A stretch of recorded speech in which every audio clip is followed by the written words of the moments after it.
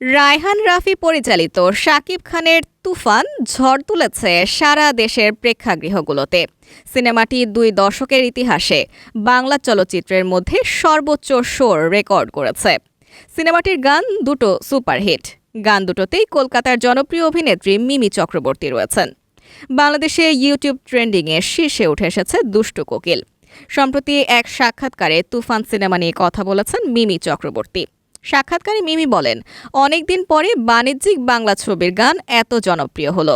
তুফান শাকিব খানের ছবি জেনেই কাজ করেছি আমি, কিন্তু ছবির মেকিং এত ভালো হবে ভাবিনি। পরিচালকের ভাবনায় শাকিব একদম আলাদা হয়ে এসেছে।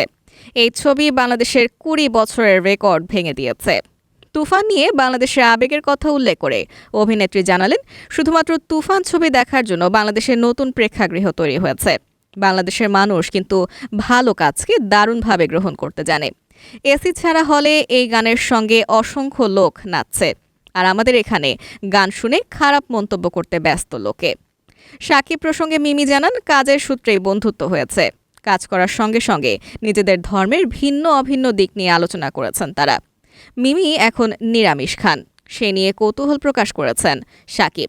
শাকিব বেশ আন্তরিক, যোগ করলেন মিমি। কিন্তু শাকিব যখন বন্দুক দেখিয়ে নাচতে বলেন, এমন প্রশ্ন শুনেই হেসে উঠলেন, বোঝে না সে বোঝে না নায়িকা। জানালেন, ছবির কোনো দৃশ্যে প্রেমিক যখন অন্য কোনো পুরুষকে কাছে ঘেঁষতে দেয় না, বন্দুক নিয়ে পৌরুষ দেখায়, সেই নাটকীয়তা তার বেশ ভালো লাগে। তিনি খেয়াল করেছেন, বাঙালিরা নাক উঁচু হয়ে যাচ্ছে, ভেবে নিচ্ছে নাচ গান খারাপ, বলছে বাণিজ্যিক ছবি দেখে না। তাহলে দুষ্টু কোকিল উড়াধুরা কারা দেখছে? মিমি জানান, দুষ্টু কোকিলের দর্শক সংখ্যা কোটি পেরিয়ে গেলেও সম্প্রতি ইন্ডাস্ট্রির এক পরিচালক সমাজ মাধ্যম এক্স হ্যান্ডেলে সাবেক টুইটারে দাবি করেছেন, এবছর দর্শকের দেখার বিচারে সেরা গানই যে দুষ্টু কোকিল তা বলা যাচ্ছে না।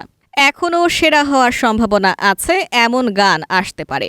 জানা গেছে, শুক্রবার সিনেমাটি একযোগে মুক্তি পাবে আমেরিকা, কানাডা, অস্ট্রেলিয়া ও বেলজিয়ামে। সামাজিক যোগাযোগ মাধ্যমে এই তথ্য নিশ্চিত করেছে স্ট্রিমিং প্ল্যাটফর্ম চরকি। এরই মধ্যে আরও একটি ইতিহাস গড়ার রেকর্ডের কথা জানিয়েছেন নির্মাতা রায়হান রাফি।